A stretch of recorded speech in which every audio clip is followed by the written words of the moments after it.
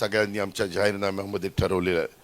दुसरं एक अतिशय महत्त्वाचा की तुम्हाला सगळ्यांना ह्या गोष्टीचा प्रश्न पडणार आहे, खूप ह्याच्याबद्दल चर्चा होणार आहे, कदाचित पुणेकर पण म्हणतील हे शक्य आहे का वगैरे वगैरे।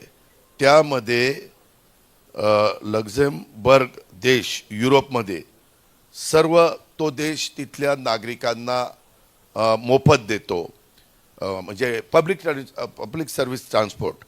इस्टोनिया हे पूर्व युरोपमध्ये, US मध्ये डेट्रॉइट, मियामी, फ्रान्समध्ये त्याच्यामध्ये डर्किक, तसेच युरोपमधील अनेक लहान मोठ्या शहरांच्यामध्ये मेट्रो आणि ट्राम, तर काही ठिकाणी बस सर्वांच्यासाठी मोफत त्या ठिकाणी दिली जाते।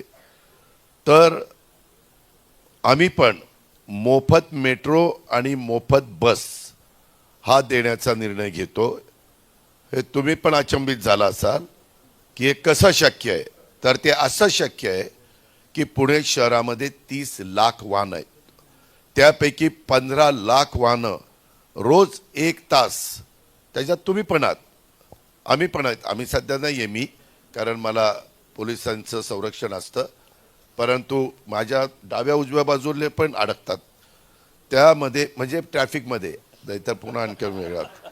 तर त्यामध्ये ही वाहतुकीच्या कोंडीत एवढी वाहनं 1-1 तास अडकतात, त्याच्यातनं जे नुकसान होतं, प्रत्येकाचं अर्धा लिटर पेट्रोल किंवा डिझेल धरलं ते जास्त जळतं। 50 रुपयेच आपण धरू अर्धा लिटरचे, 15 लाख वाहनं, 7.5 कोटी रुपये रोज असे पुणेकरांचे वाया जातात, आणि ते मॅन आवर पण वाया जातात। 150 रुपये गुणिले 15 लाख असे 22.5 कोटी रुपये त्यांच्या मॅन आवरचे होतात। आम्ही 150 रुपये त्याच्यामध्ये धरतोय। एकूण 30 कोटी रुपये रोज पुणेकरांचे खराब रस्ते आणि ट्रॅफिक जॅममुळे नुकसान होतं, बुडतात।